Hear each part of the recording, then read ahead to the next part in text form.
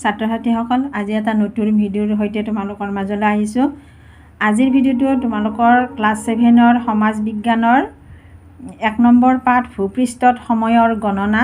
এই পাঠটোত যিখিনি প্ৰশ্ন আছে এই প্ৰশ্নসমূহ আজি এই ভিডিঅ'ৰ জৰিয়তে আলোচনা কৰিম। আহাছো এতিয়া প্ৰশ্নসমূহ কি আছে আমি চাই লওঁ। 1 নম্বৰ প্ৰশ্নত আছে চমু উত্তৰ দিয়া।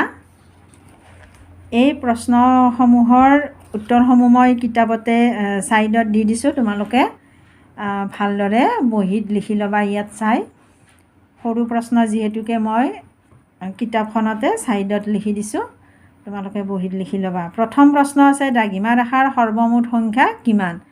উত্তৰ লিখিব লাগিব যে দ্ৰাঘিমা ৰেখাৰ সৰ্বমুঠ সংখ্যা 360ডাল। নেক্সট প্ৰশ্ন আছে ভাৰতীয় মান সময়ৰ দ্ৰাঘিমাংশ কিমান? উত্তৰ হ'ব ভাৰতীয় মান সময়ৰ দ্ৰাঘিমাংশ 82 ডিগ্ৰী 30 মিনিট পূব দ্ৰাঘিমা ৰেখা। এইদৰে লিখিলে হ'ব। নেক্সট প্ৰশ্ন আছে পৃথিৱীক নিজ মেৰুদণ্ডত এপাক ঘূৰিবলৈ কিমান ঘণ্টা সময়ৰ প্ৰয়োজন? উত্তৰ হ'ব পৃথিৱীক নিজ মেৰুদণ্ডত এপাক ঘূৰিবলৈ 24 ঘণ্টা সময়ৰ প্ৰয়োজন। নেক্সট প্ৰশ্ন আছে গ্ৰীনিজৰ ওপৰেৰে কল্পনা কৰা প্ৰাথমিক দ্ৰাঘিমা ৰেখাৰ স্থানীয় সময়ক কি বোলে? উত্তৰ হ'ব গ্ৰীনিজৰ ওপৰেৰে কল্পনা কৰা প্ৰাথমিক দ্ৰাঘিমা ৰেখাৰ স্থানীয় সময়ক গ্ৰীনিজ মান সময় বোলে। নেক্সট প্ৰশ্ন কৌণিক দূৰত্বৰ জোখৰ একক কি? উত্তৰ হ'ব কৌণিক দূৰত্বৰ জোখৰ একক ডিগ্ৰী। নেক্সট প্ৰশ্ন 2 নম্বৰত আছে খালী ঠাই পূৰ কৰা। প্ৰথম প্ৰশ্ন আছে পৃথিৱীৰ পৰিধিয়ে কেন্দ্ৰত ডেছ কোণ কৰি থাকে। উত্তৰ হ'ব পৃথিৱীৰ পৰিধিয়ে কেন্দ্ৰত 360 ডিগ্ৰী কোণ কৰি থাকে। এইদৰে লিখিব লাগিব। নেক্সট প্ৰশ্ন আছে দ্ৰাঘিমা ৰেখাৰ মান বা জোখক ডেছ বোলে। উত্তৰ হ'ব দ্ৰাঘিমা ৰেখাৰ মান বা জোখক দ্ৰাঘিমাংশ বোলে। নেক্সট প্ৰশ্ন প্ৰাথমিক দ্ৰাঘিমা ৰেখাৰ কৌণিক দূৰত্ব ডেছ দ্ৰাঘিমাংশ। উত্তৰ হ'ব প্ৰাথমিক দ্ৰাঘিমা ৰেখাৰ কৌণিক দূৰত্ব 0 ডিগ্ৰী দ্ৰাঘিমাংশ। নেক্সট প্ৰশ্ন মধ্যাহ্ন সূৰ্যৰ পৰা পূবফালে 15 ডিগ্ৰী আঁতৰত থকা ঠাইখনত ডেছ বাজিব। ইয়াৰ উত্তৰ হ'ব মধ্যাহ্ন সূৰ্যৰ পৰা পূবফালে 15 ডিগ্ৰী আঁতৰত থকা ঠাইখনত এটা বাজিব। তাৰপিছত নেক্সট প্ৰশ্ন আছে 3 নম্বৰত শুদ্ধ অশুদ্ধ নিৰ্ণয় কৰা। ইয়াতো 5টা প্ৰশ্ন দিয়া আছে। প্ৰথম প্ৰশ্ন আছে পৃথিৱীৰ আইনিক গতিৰ ফলত পশ্চিমৰ ঠাইসমূহ পূবতকৈ আগতে সূৰ্যৰ সন্মুখীন হয়। ইয়াতো ছাইডতে মই দি দিছোঁ। উত্তৰত লিখিব লাগিব পৃথিৱীৰ আইনিক গতিৰ ফলত পশ্চিমৰ ঠাইসমূহ পূবতকৈ আগতে সূৰ্যৰ সন্মুখীন নহয়। ইয়াত হয় বুলি আছে, আমাৰ উত্তৰটো হ'ব নহয়, গতিকে ইয়াত অশুদ্ধ বুলি লিখিব লাগিব। খ নম্বৰ প্ৰশ্ন আছে ভ্ৰমণকাৰীয়ে পূব দিশৰ পৰা 180 ডিগ্ৰী অতিক্ৰম কৰাৰ সময়ত 1 দিন যোগ দিব লাগে। ইয়াত 1 দিন যোগ দিব লাগে বুলি আছে, ইয়াত অশুদ্ধ হ'ব, গতিকে লিখিব লাগিব ভ্ৰমণকাৰীয়ে পূব দিশৰ পৰা 180 ডিগ্ৰী অতিক্ৰম কৰাৰ সময়ত 1 দিন যোগ দিব লাগে, অশুদ্ধ। ইয়াত অশুদ্ধ হ'ব, ইয়াত মই ক্ৰছ চিন দি দিছোঁ ছাইডত। তাৰপিছৰটো আছে কোনো এখন ঠাইত নিশা 12 বাজিলে ঠাইখনত এটা দিন শেষ হয় আৰু অন্য এটা দিন আৰম্ভ হয়। এইটো হ'ব কোনো এখন ঠাইত নিশা 12 বাজিলে ঠাইখনৰ এটা দিন শেষ হয় আৰু অন্য এটা দিন আৰম্ভ হয়। এইটো শুদ্ধ হ'ব। ইয়াত মই ছাইডত ৰাইট চিন দি দিছোঁ, গতিকে শুদ্ধ বুলি তোমালোকে লিখিবা। নেক্সট প্ৰশ্ন আছে 180 ডিগ্ৰী দ্ৰাঘিমাংশত সময়ৰ ব্যৱধান 12 ঘণ্টা। ইয়াৰ উত্তৰ হ'ব 180 ডিগ্ৰী দ্ৰাঘিমাংশত সময়ৰ ব্যৱধান 12 ঘণ্টা হয়, অৰ্থাৎ শুদ্ধ বুলি লিখিবা। নেক্সট আছে গ্ৰীনিজতকৈ পিছত সন্ধিয়া হোৱা ঠাই এখন পশ্চিম দ্ৰাঘিমাংশত অৱস্থিত।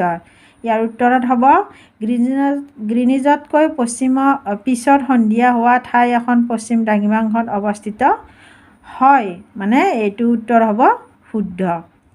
নেক্সট প্ৰশ্ন 4 নম্বৰত আছে শুদ্ধ উত্তৰটো বাছি উলিয়া। এই প্ৰশ্নকেইটাত অপশ্যন দিয়া আছে, আমাৰ যিটো শুদ্ধ অপশ্যন হয় সেইটো বাছি আমি লিখিব লাগিব।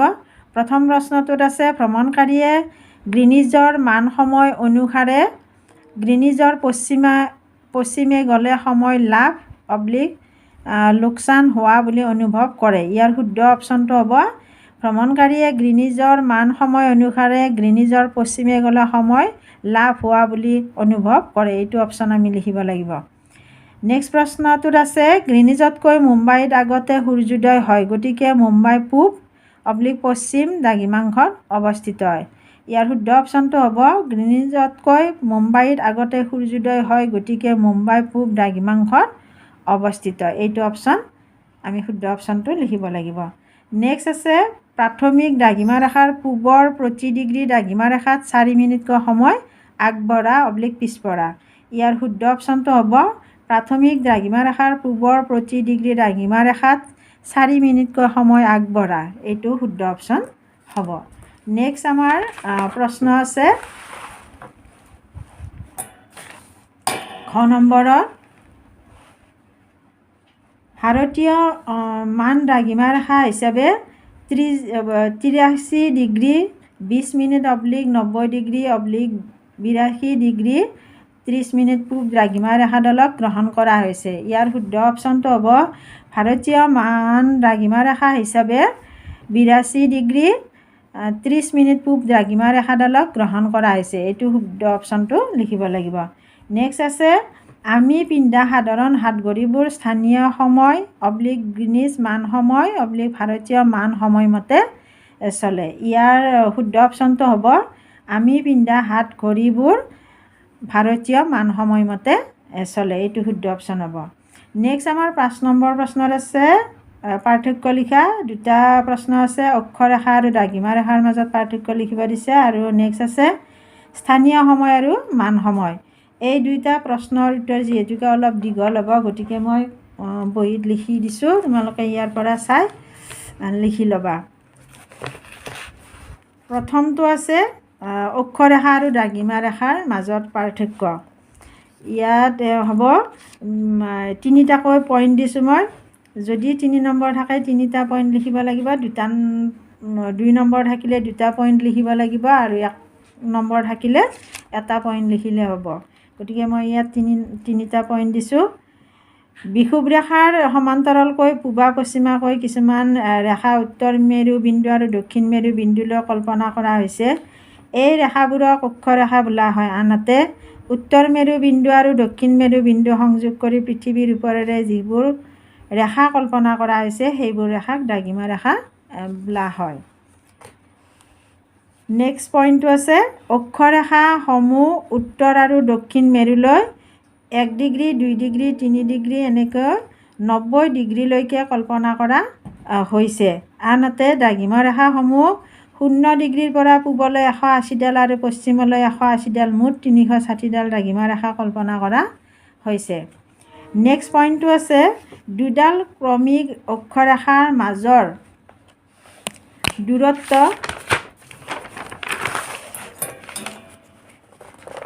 প্ৰায় গড়ে 111 কিলোমিটাৰ।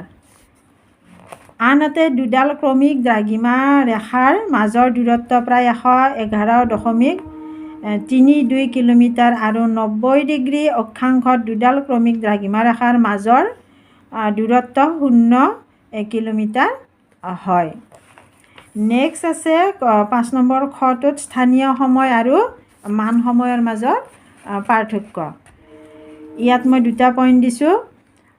প্ৰথম পইণ্টটো হৈছে কোনো এখন ঠাইৰ মধ্যাহ্ন সূৰ্যৰ অৱস্থানৰ ওপৰত ভিত্তি কৰি যি সময় গণনা কৰা হয় তাকে ঠাইখনৰ স্থানীয় সময় বোলে।